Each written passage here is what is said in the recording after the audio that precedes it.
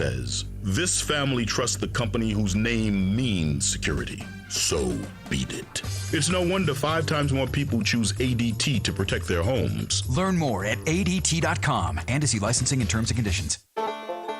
Here's a little ditty about that John Deere mower deck that mows faster, better.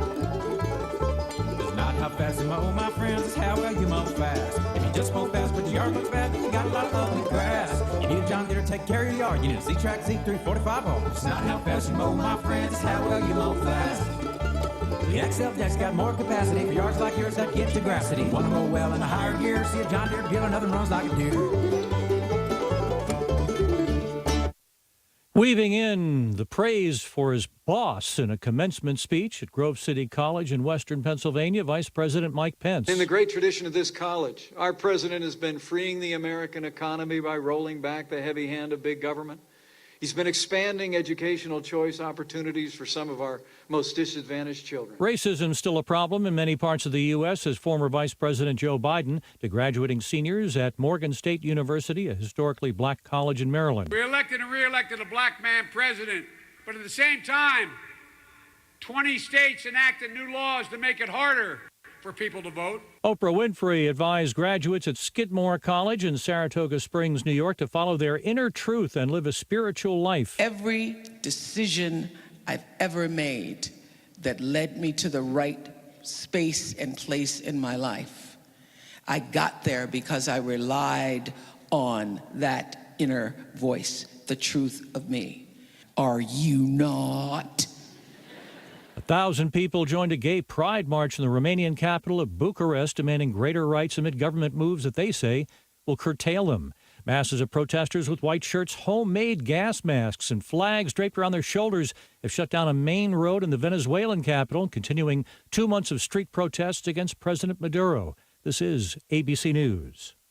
ABC Radio presents Career Course, brought to you by Indeed.com. I'm ABC's Chief Business Correspondent Rebecca Jarvis with 2 easy steps to building a team. Know yourself as a leader. Great managers know their strengths and weaknesses and hire those who can help fill in the gaps. And clearly define roles and celebrate success. It sounds simple, but making responsibilities clear and praising the wins is one of the most important steps to getting your team to work together. Post your next job opening on the world's #1 job site, Indeed.com.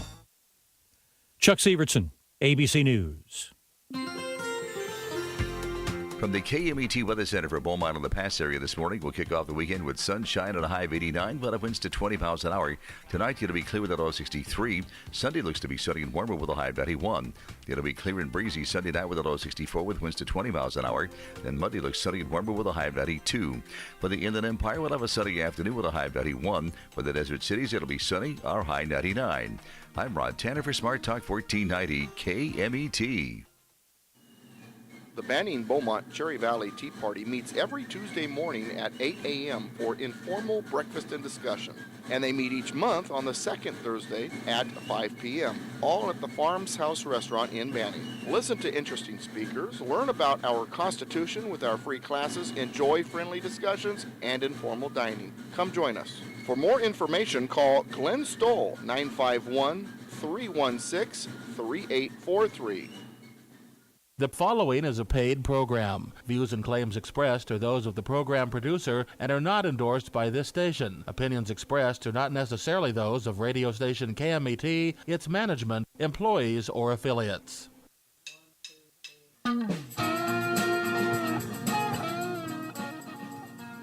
Welcome back, Constitution Radio with Douglas V. Gibbs. Time for the second hour. The second hour is commercial free because it is listener paid for. In July, it will be time to renew that contract. So for those of you who are listeners and you would like to help out, go to douglasvgibbs.com or politicalpistachio.com. And the last link on the link bar at politicalpistachio.com and the second to last link on the link bar at douglasvgibbs.com is the donate link. Hit that and donate to help out with the funds that it takes to keep this radio program on the air. I was just on Facebook looking to see if anybody was listening. I do pay attention to Facebook while I'm on the air. I use Facebook Messenger, and I will communicate with you if you are listening to the program. So if you have a question, but you don't want to call in at 951-922-3532, a little nervous about being on the radio, no problem. Message me through Facebook. Want to become my friend at Facebook? Facebook.com/Douglas V. Gibbs. All right. Now, next topic. You know, to me, this is fascinating. In Britain, the laws have gotten ridiculous. They have basically Sharia compliant laws in Britain, and they're just falling in line with what happens when the percentage of the population of the Muslims in the communities and in the country go up. The demands of Islam increases by the percentage of population. In the book Slavery, Terrorism, and Islam by Dr. Peter Hammond, the phenomenon is examined, and it reveals that the method of how Muslims slowly develop a presence in countries, and then as their population numbers build, they become more aggressive and assertive about exercising Sharia law. Dr. Hammond notes in his book that Islam is not a religion, nor is it a cult. In its fullest form, it is a complete, total, 100% system of life.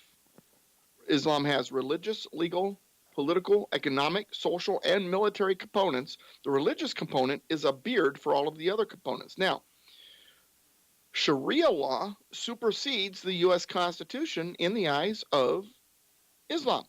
Therefore, it is a danger to our constitutional system. It ceases to be a religious and have religious freedom when the goal is to overthrow our constitutional form of government. Now, Dr. Hammond refers to the takeover of a country as Islamization, and explains that the real agitation begins when the population of Muslims reaches a critical mass. Now, while the United States only has a 0.6% Muslim population, the United Kingdom is at 4.6%, Sweden is at 4.9%, and France is at a whopping 9.6%. Dr. Hammond explains that when the percentage remains low, as it is in the United States, Islam seeks to be seen as a peace-loving minority and not as a threat to other citizens. When it gets between 2 and 5%, the Muslim population begins to recruit from ethnic minorities and disaffected groups within prisons and street gangs. And then from 5% on, they exercise an inordinate influence in proportion to their percentage of the population. For example, they will push for the introduction of halal, clean by Islamic standards food, and increase pressure on supermarket chains to feature such food on their shelves, along with threats for failure to comply. They begin to apply pressure to allow Sharia law within their own communities. Then they begin to increase lawlessness as a means of complaint against their conditions. In Paris, we are already seeing car burnings, and any non-Muslim action offends Islam and results in uprisings and threats, such as in Amsterdam, with opposition to Muhammad cartoons and films about Islam. The problem is, because of the guilt in Europe resulting from the rise of Nazism in the 1930s and 40s, Europe is bending over backwards to appear as tolerant and accepting of any culture as possible, and they are literally surrendering to an enemy that makes Nazism seem like a tame forerunner of what is coming. The appeasement in Britain has gotten to the point that those who are willing to stand against Islam are being treated in a manner reminiscent of the Gestapo.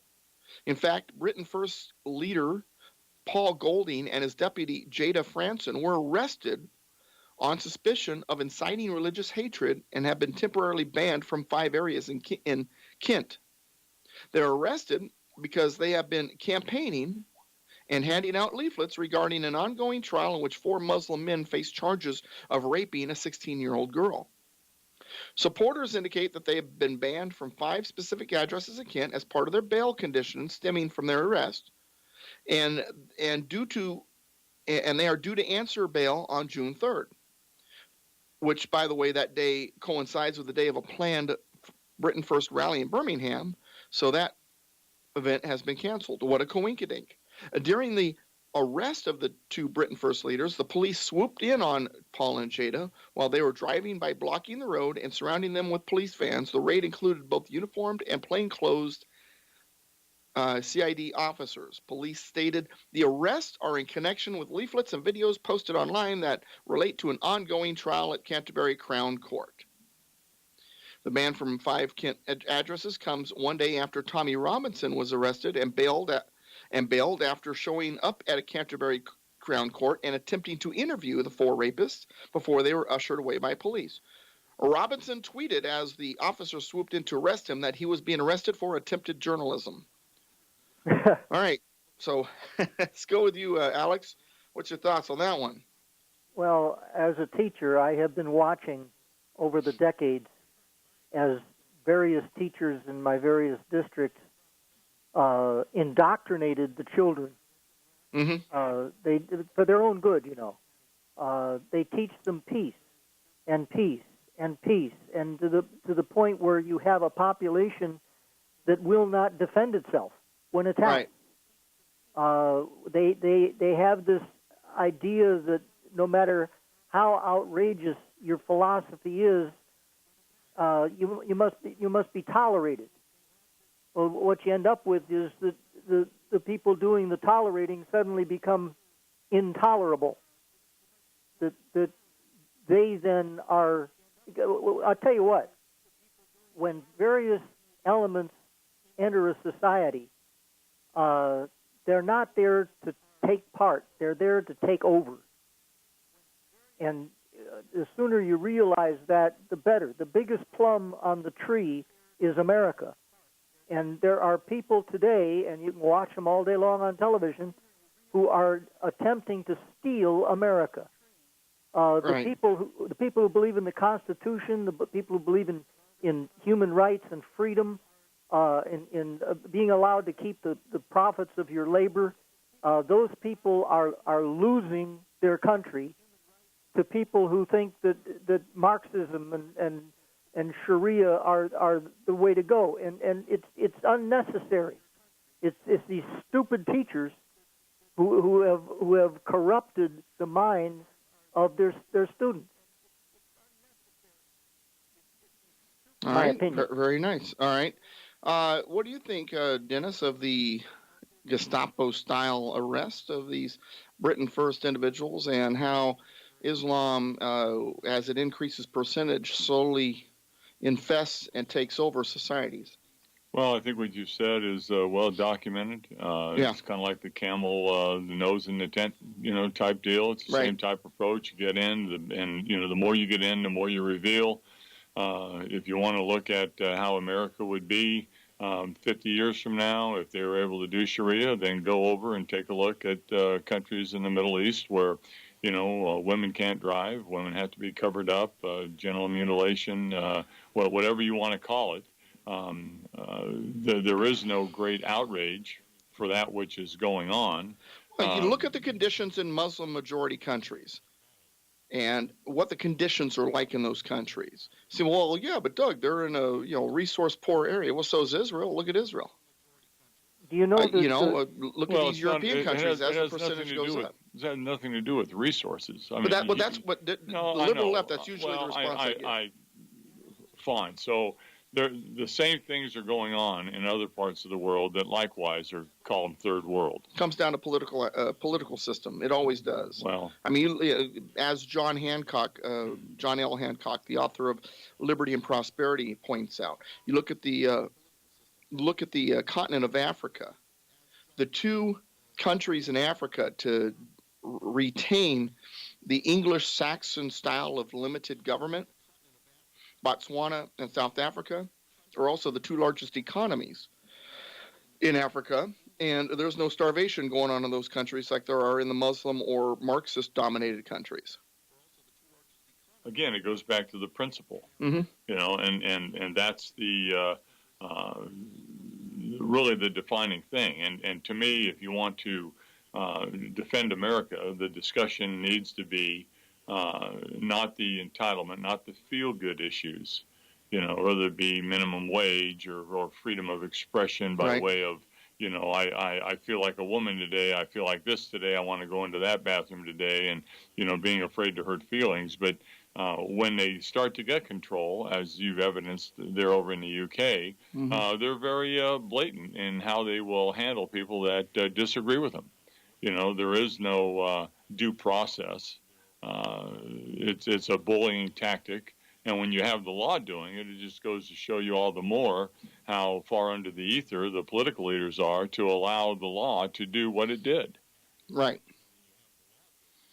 Well, and ultimately, too, when it comes to the constitutionalism, we've got an ideology here that wishes to overthrow the U.S. Constitution. They believe Sharia law well, for lack of a better way of saying it, to trump the U.S. Constitution. And it doesn't. And it shouldn't. And to me, if there's a system that wants to overthrow our government, Alex, shouldn't that be considered a treasonous, traitorous organization? Shouldn't that be considered an enemy of our system and be eliminated from our country because of its nature of desiring to overthrow our system? When I was taking courses to qualify as a bilingual teacher, I had to go to classes on the weekend to learn the methodology and the culture and all that stuff. And what they were teaching was that all cultures, all societies are equally good except ours. I mean, that was literally true. They would not criticize any culture until they came to ours, and then there was nothing they wouldn't say about it. It was horrifying. And they taught fact and opinion on an equal basis and mixed the two together. You couldn't tell which they were teaching, which is exactly the opposite of what they tell you should do when you teach kids, that you shouldn't be the sage on the stage, you should be the guide at the side. And yet they were dictating to us that, for instance, bilingual education is the way to go and it's the most efficient and everything. Heck, when we changed the law 10 years ago or so and got rid of the bilingual classes, suddenly the acquisition of English increased. Turns out they were lying. The enemy of our system, the enemy of Americanism, has infiltrated our system. We're told to say nothing, move along. There's nothing to see here. Well, if you stand for nothing, you'll fall for anything. Yeah, there you go. All right, since we're on that topic, I have a feeling you would love to talk more about that topic. There's a book you've been working on, and I'm sure you have plenty to say about the book you've been working on, and the political implications and what's going on in relation to what you've learned from that book. So give us the name of the book, the author, and our continuing story of everything that relates to it. The book is called Political Pilgrims. It's by Paul Hollander. Going through it again, I'm stunned by the connectedness of these issues and the difficulty of staying within the covers of one book. Right. Well, and I'm sure of how they relate to today also, even though it's an older book. Yeah, I've had to send away for a couple of books, and I'm overwhelmed with stuff that I need to read, even though my eyes are going bad on me. But this unearned presumption of moral rectitude that we get from the liberals is so phony and so undeserved. Their condescending, patronizing attitude. These are the people who extolled a monster. Stalin was nothing if he was not a monster. That's the best word for him. And yet, our intellectual elite, we must defeat the effete elite. These people almost worshipped him. A couple of weeks ago, I was quoting the things they had to say about him. Nowadays, they act like, oh, that never happened. The liberals didn't side with Stalin. Yes, they did. They were mesmerized by this guy. Well, currently Russia's the enemy, so they can't talk about that. Of course, Russia kind of is because they're a disappointment because they're no longer the Soviet Union, right? Well, I would give you a book that would help to understand what's going on called Escape from Bondage by Elizabeth Bentley, Bently. She was one of the original spies to testify and then become anathema to the intellectual class. But the book I have is called Echoes of Communism. It's from a lady who came here from Romania, and it's fascinating in its own right. But anyway, continue, please. Well, when you look at, for instance, there's this Polish guy who toured these prison camps, and he said that he went to the Bolshevo prison camp, which was a Potemkin village kind of a situation, with a distinguished group of people, which included correspondents of great foreign newspapers, several writers, artists, labor leaders, etc. My immediate neighbor in the luxurious in-tourist bus was a noted Mexican painter. So these people came back to America having been mesmerized by the dog and pony show. And they the wonders of communism. They convinced, dog and pony show, yeah, I gotcha. They convinced the elite of America, the rest of America wasn't paying any attention, but they convinced the elite that Marxism was the way to go, that Stalin had solved all the problems. There was full employment. Prisons were nice places that eliminated recidivism. Everything was just wonderful. And so Stalin was given a free hand to murder between 34 and 49 million human beings, his own people. It's just insane. But not only that, but it also, during the so-called McCarthy era, the people are saying it's impossible. You can't have 200 spies in the American government. Yes, you can. After they've been razzle-dazzled by these people, they think that supporting Stalin and communism was the right thing to do. They were well-intentioned. They were just fooled. You look at Stalin, the real Stalin. He had a son by the name of Yakov. Yakov never got along with him very well. One night at their dacha, he brought his girlfriend in and explained, his Jewish girlfriend, explained they were going to get married. Stalin flew into a rage. The girl was last seen running down the road in the moonlight, trying to get away. Yakov went upstairs and shot himself in the chest. He missed his heart, and Stalin's comment was, "That kid can't even shoot straight." Okay, very sympathetic guy. He was a lieutenant in the Russian army when Hitler attacked. He was captured. The Nazis sent word to Stalin that they had his son. They wanted to trade him for Field Marshal Frederick Paulus. Stalin answered, "I will not trade a marshal for a lieutenant." Yakov subsequently threw himself on the electrified fence at the Sachsenhausen concentration camp and died.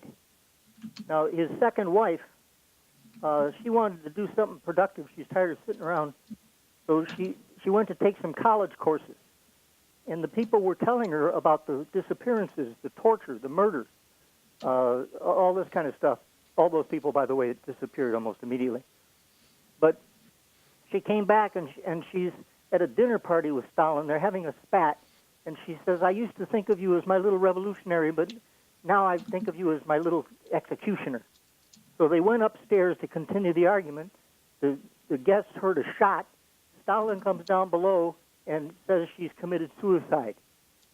So this guy murders his own wife, virtually murders abandons his own son to the Nazis, and all we hear in the United States is what a wonderful guy he was.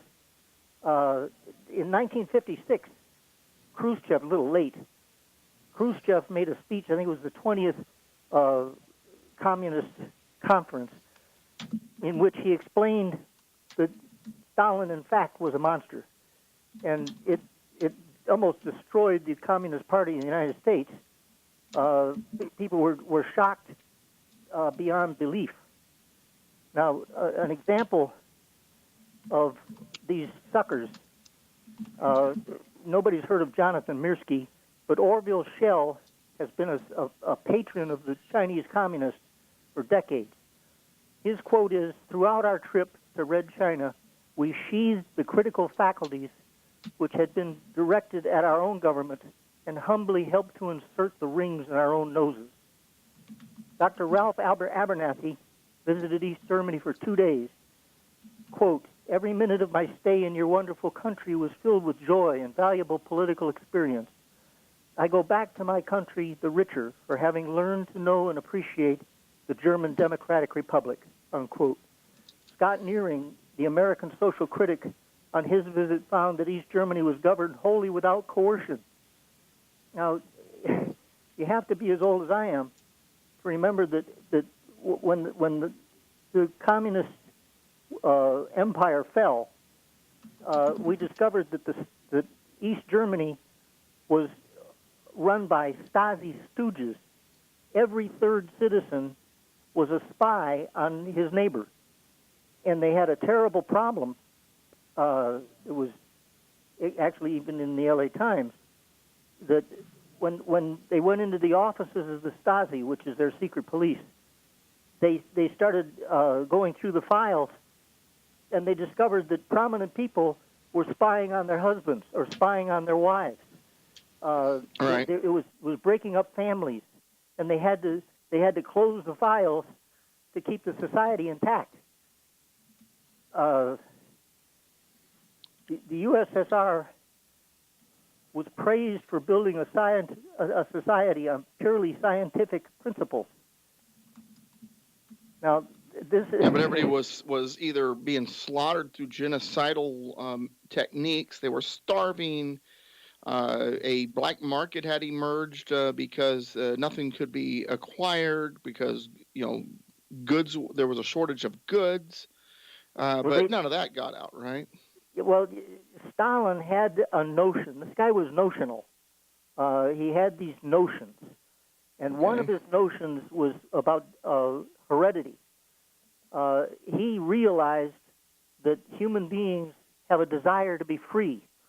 They have a desire to profit. They have it's not an instinct, but it's close to an instinct. It's part of human. They have a nature. Called it a nature. So he elevated a guy named Trofim Lysenko to the head of his scientific community. Lysenko was a charlatan. He's saying that characteristics acquired by plants during their lives could be inherited, that there was no such thing as genes and chromosomes. That was a myth. Now, the Marxists wanted to believe that human characteristics changed by living under socialism would be inherited. Thus would be created the selfless new Soviet man. Contrarily, people who had been exposed to democratic free enterprise posed a generational threat.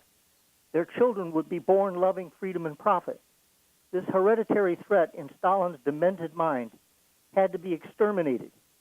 Returning spy masters who had lived in the West, returning POWs, no matter how ostensibly loyal or heroic, kulaks who resisted the collectivization of their farms, all had to be liquidated. Thus, under the dictatorship of the proletariat, the silly fraud of a botanical charlatan can lead to the horrible murder of millions of innocent people, so long as it is accompanied by a cheering section of gullible suckers and rubes from the free world. As far as I'm concerned, these people are responsible for all of that suffering, all of that misery, and they'll do it again because they're not thinking straight. They're thinking. Well, because that's what they do. It's all about ideology, and that ideology, excuse me, that ideology is a religion. The religion comes first, and they've believed that religion. They've been convinced of that religion If you take a child and teach it from its earliest moments of understanding one thing and only one thing, and was never exposed to anything else, even the facts would not be able to deter that child in most cases once they became an adult. My mistake is trying to argue on facts. My mistake is on trying to be reasonable, because it turns out that these people are motivated by emotion. Right. They don't make any sense. They don't try to make any sense. The other day, I think it was Rush Limbaugh said that really the Democrat Party is motivated by hatred, and any logical argument against them is like throwing marbles at a kite. The idea that the criminal is not a criminal, or would not be one if it were not for the greedy, dehumanizing system of capitalism causing him to act criminally, has permeated our society. In the confusion of the decades, we are misled into believing that there is an idyllic system somewhere in which there is no 70% rate of recidivism. That if we would just stop the mass incarcerations, these social pathologies would just go away. Okay, well that's nonsense. We're letting people out of jail that are murderers. Some of them not even American citizens. Wicksteed, the English author, was so fully convinced that the whole idea of punishment had been frankly dropped and the aim of reformation alone pursued in Russia. According to Maurice Hindus, during the period of confinement, criminals experienced no other hardship than the enforced separation from home. This is while people were being worked and starved to death in sub-freezing temperatures in Siberia. Anna Louise Strong said, so well-known and effective is the Soviet method of remaking human beings that criminals occasionally apply to be admitted. You can imagine that. Here's this guy, this Polish guy, Jerzy Glickman. He's probably the only one that was there for the tour and then later on imprisoned. He was a Pole. In 1935, he visited Bolshevo prison camp via an in-tourist bus, which I described the passengers already. Right. He says, it sounded incredible, but the camp was not guarded. The gates stood open. In 1944, after Stalin and Hitler jointly invaded Poland, he had a very different experience. They stuck him in a concentration camp, and he discovered it was not all lovely dinner parties. The penal fantasy has taken such hold of liberals that they are creating legislation, for example, Prop 47, Prop 57, to release huge numbers of criminals into our neighborhoods. Consequently, we are riding the surge of a crime tsunami. Again, more will die at the hands of well-meaning liberal fantasies. Right. Again, the people who are doing this do not realize that their fantasy that somehow or other we are doing something wrong with our prisons.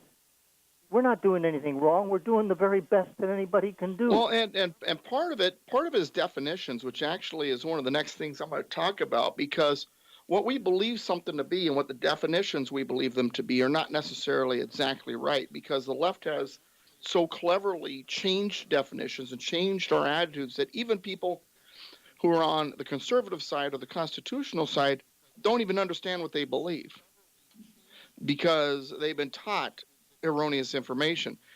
Folks, 951-922-3532 if you want to dial in, 951-922-3532.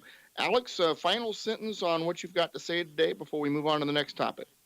Well, I've got more quotes of these people extolling communism and... Yeah, here's the thing, Alex, that drives me nuts. There's not enough time in the day to talk about what these people are doing and what Marxism has done in the past and the failed communities and so on and so on and so on. I mean, we could build a 24-hour channel just on this information and be on the air for years and years and years and years on end and never get to the end of the information. Well, these lefties claim to be representatives of peace and love, and yet when their ideas are enforced, what happens is murder and repression and slavery. That's not an exaggeration. It's not confused. I can prove it 100 different ways this Sunday. And that will do it for this week. All right, next topic. Did you hear about Miss USA? She stirred political controversy. Is health care a right? And she said, no, it's a privilege. And the left has gone nuts. Well, and on the conservative side, we have had a tendency to say, well, it's a privilege because it's a product. It's something we buy, something we purchase. A right is something like your right to, protect your being, something like that. Well, I'm here to tell you she was half right. It's both a privilege and a right. The problem is not whether or not it's a right. The problem is how a right is defined. The liberal left has decided that a right is something that the government theoretically has the authority to make any laws they can to ensure that that right is guaranteed. No matter what, if it's a right, the Democrat Party or government has to make sure that that right is guaranteed and protected in any way, shape, or form, and subsidized if you can't afford to access that right. So with that mindset in place, from the view of the Democrat Party, health care is a right. Therefore, government-funded health care must be put into place so that even those who cannot afford it or have pre-existing conditions have unrestricted access to it. Abortion is a right. Therefore, government must fund abortion clinics and force pro-life organizations to advertise abortion clinics. That would be California AB 775, because abortion is considered a woman's right and an essential health care service. Homosexual marriage, then, is a right. Therefore, government must pass laws that force anyone in opposition to get out of the way, even if it means interfering with the religious rights of others who disagree. Because then those silly old Christians would interfere with the government's decision to guarantee that right. And I guess that means that some rights rank higher than others, according to the Democrats. Okay, so to disagree is the same as disagreeing with the civil rights movement that fought for equal rights for blacks. And you don't want to be considered some kind of discriminatory bigot, do you? The problem is the Democrat narrative ignores the whole idea of what a natural right is in the first place, and who the greatest threat to our rights are. And the language of the Bill of Rights, which contains a list of enumerated rights. If, as a liberal left Democrat state, a constitutional right is something that must be guaranteed at all costs by government, and that it is government's job to subsidize access to that right, if necessary, then let's apply that concept to rights enumerated in the Bill of Rights. Let's talk about the Second Amendment. Second Amendment states we have a right to keep and bear arms. So, based on the Democrat Party's narrative regarding our rights, then that means that every American must be guaranteed access to that right. There shall be no governmental obstacles in the way of securing a firearm. All background checks then are illegal. After all, even criminals have a right to health care, right? And if someone cannot afford to purchase a firearm, it is the job of the federal government to subsidize the effort to place a gun in the hands of every American. That's what they did with Obama phones, right? And since we are also told that illegal aliens and Muslim refugees are also entitled to the guaranteed right of health care, then the same concept should be applied to all other rights. So every illegal alien and Muslim refugee should be issued a gun of their own, thanks to the American taxpayer, the moment they enter the country. Welcome to America. Here's your socialized health care card, your list of abortion clinics, a list of potential marriage partners of all 36 genders, and your government-issued gun.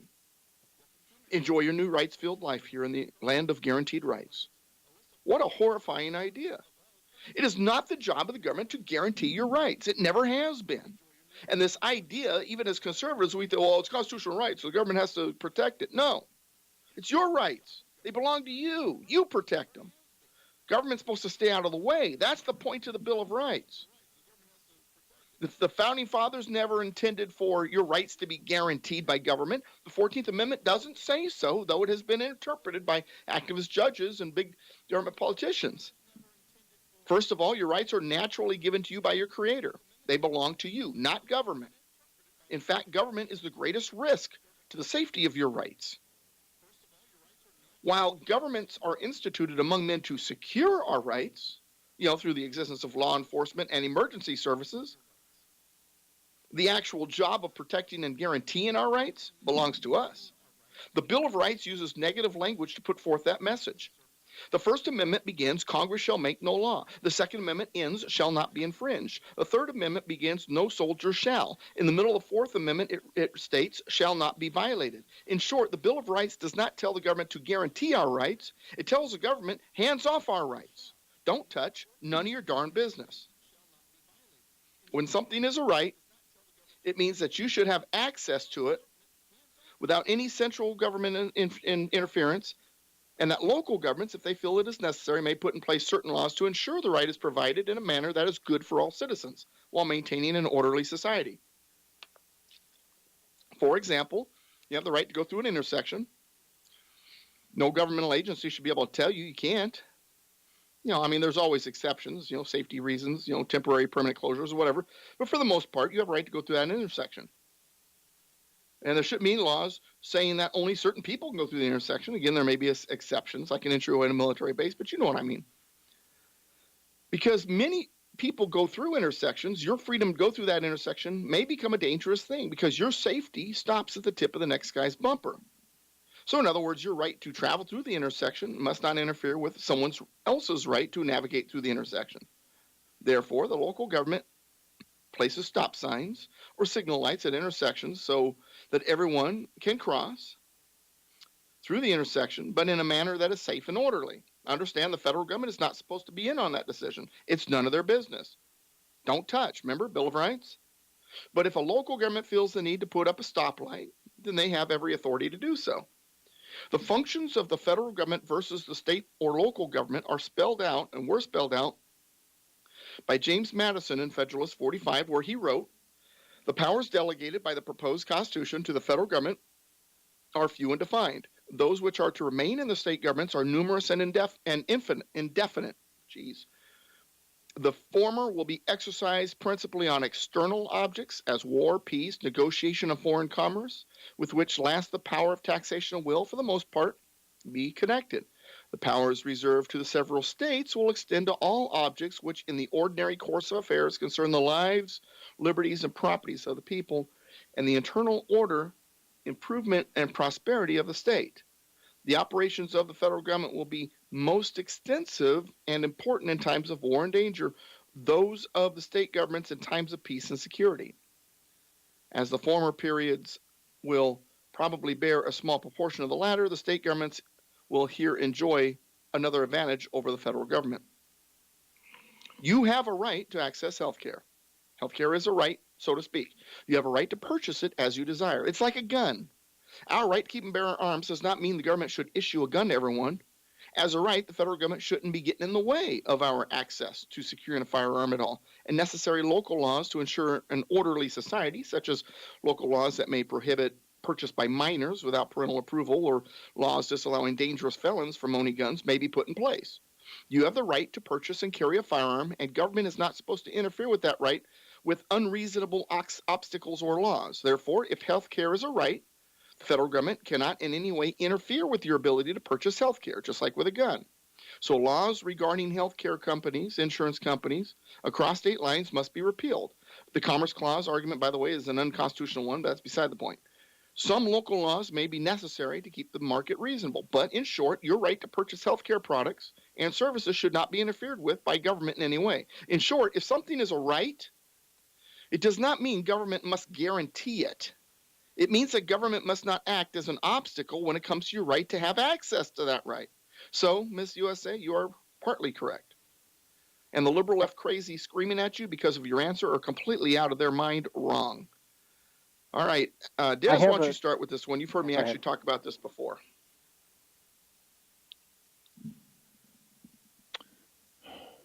Yeah, tough to say something? Well, did I say it all?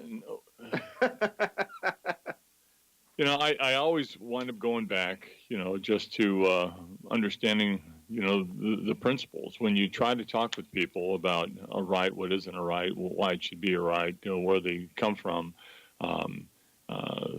if they don't have the basics, it's hard to reason with them. You might as well be speaking Chinese to them. And I think the comments that, Alex was making earlier, fall on deaf ears for the same thing, because all the reason, whether it be a 24-hour-a-day program that you were talking about with the tragedies and the calamities of Marxism and all the rest, when you try to share and influence people, there has to be some place to get a foothold with them.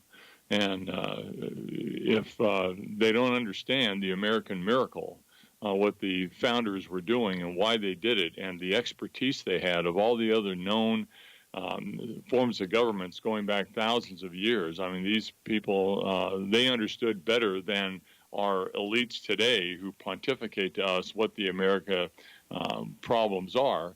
They don't understand that the Constitution is the basic toolkit to solve the problem. Right, you know? exactly. And when you get done with the soliloquy that you just gave, and then you ask the question, well, how do you do that? To me, it gets back to the stuff you and I talk a lot about: is how do you educate people as to what the proper form of government in this country is? You know, and if people don't have an understanding of that, they're always going to misapply some foreign concept or wrong concept. And no matter how well you try to define it to them, right. You somehow have to connect with them. And to me, that's the challenge in America today: is how do you connect and get the vast majority of them have the light go on? Because once it goes on, I think they're going to be really ticked off. Well, we've been fed such BS for so long Yep. for a political ideology that is so against what Americanism is all about.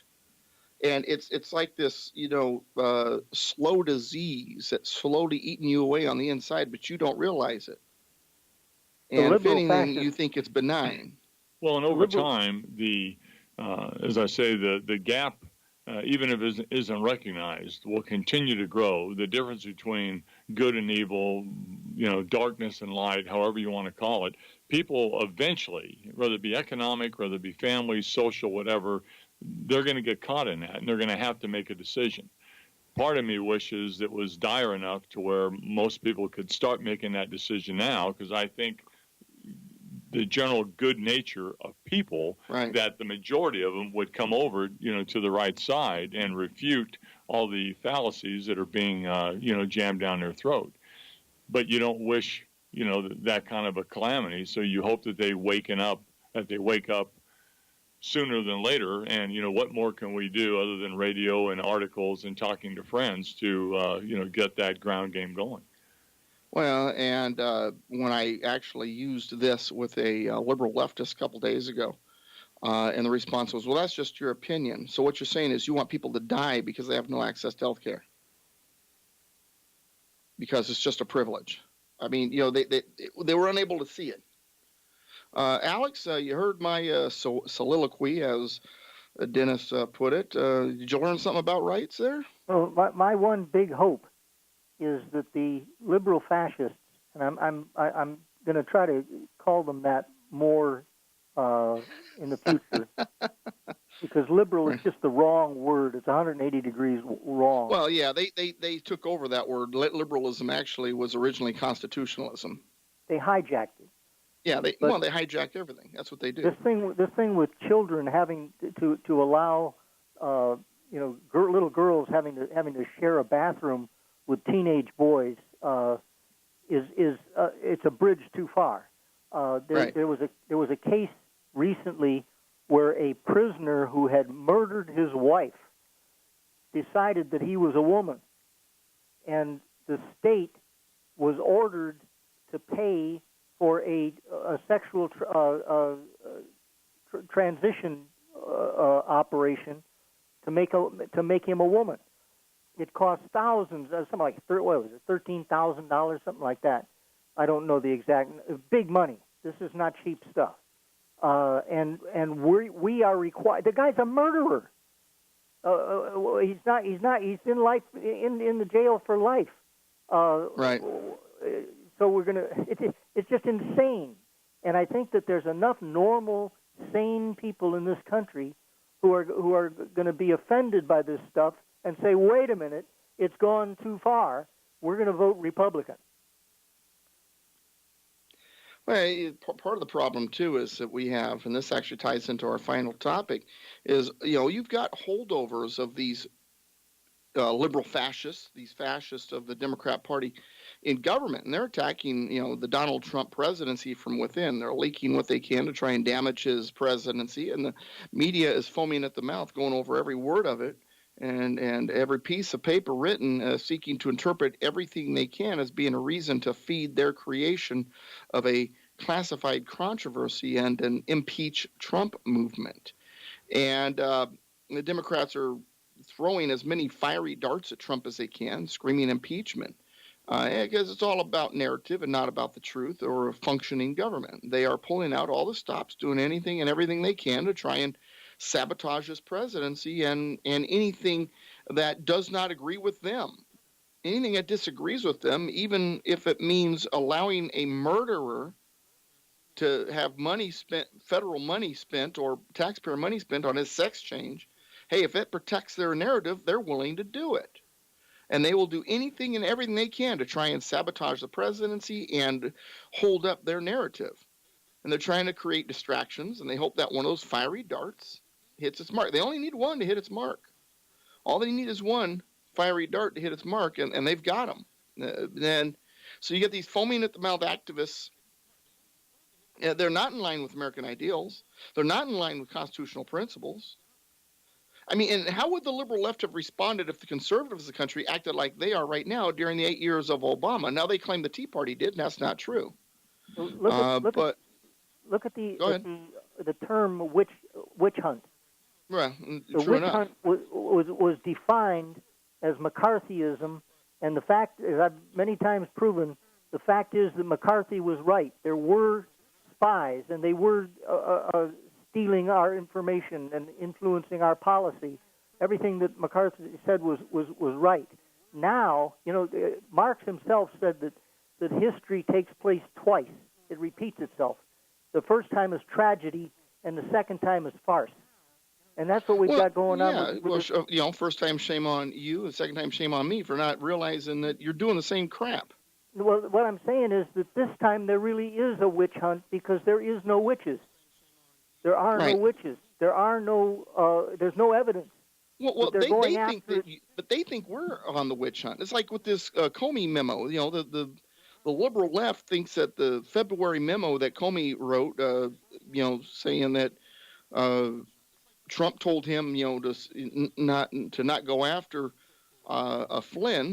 Michael Flynn in February in this memo, is somehow a smoking gun. But it contradicts his Judiciary Committee testimony on May 3rd, in which he was asked and responded that he was never told to stop an investigation due to political reasons. So it contradicts his new claim that Trump pressured him to stop the Flynn investigation. In February with this memo. The secrets keep flowing, the leakers keep leaking, the attacks keep getting bolder, and it's all a lie.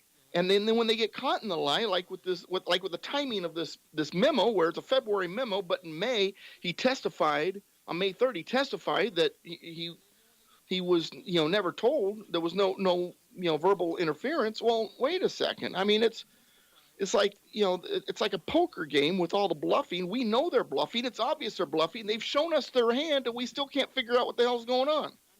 Elia Kazan's wife, Molly, in response to the criticism that he got from the Hollywood community for testifying about the communism, and it was especially about Art, the guy that wrote The Crucible, Arthur Miller. That she's saying witch hunt is the wrong word. She says the whole point of a witch hunt is that there are no witches. She says, I know there were communists because I was one of them. Well, when it comes to what the liberal left does now, everything's a cover-up. Everything they do is some kind of cover-up. And all of these cover-ups are cover-ups in search of a distraction so that you don't notice it's a cover-up. I mean, ultimately, that's what the whole thing is about. Dennis, you're over there nodding your head. No, I just thought that was a good play on words. It's a cover-up in search of a distraction. It's just smoke and mirrors. You know, it's what can we do to change the narrative, to get it back to our talking points, and facts be damned.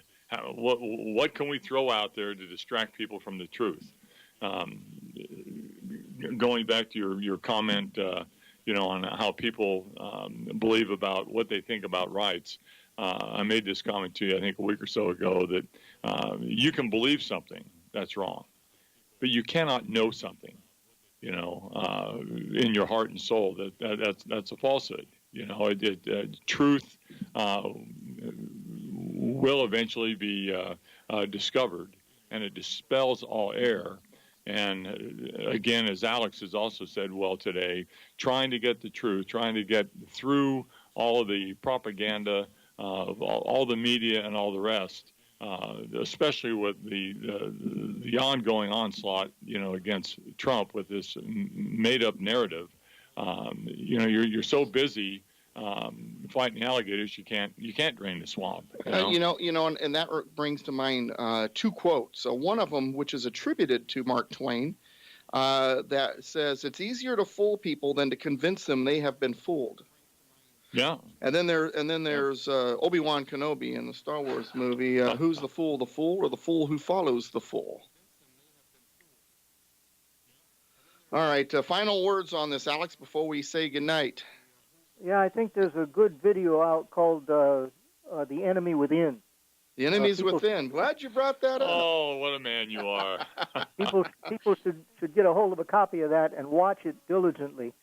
In the meantime, EnemiesWithinTheMovie.com. EnemiesWithinTheMovie.com. Trevor Loudon is the guy behind that movie, and Dennis, sitting right next to me, is the executive producer. So funny you would bring that up. All right, Alex, we're done.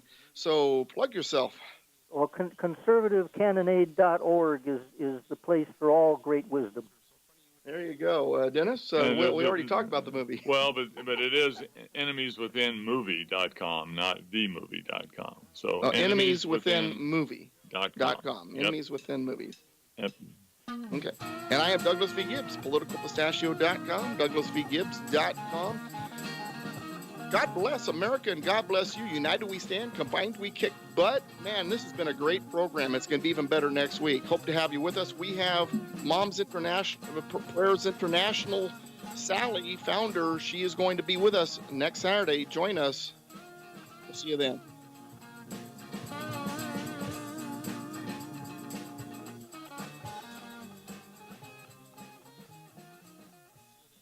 The preceding was a paid program. Views and claims expressed are those of the program producer and are not endorsed by this station. Opinions expressed are not necessarily those of radio station KMET, its management,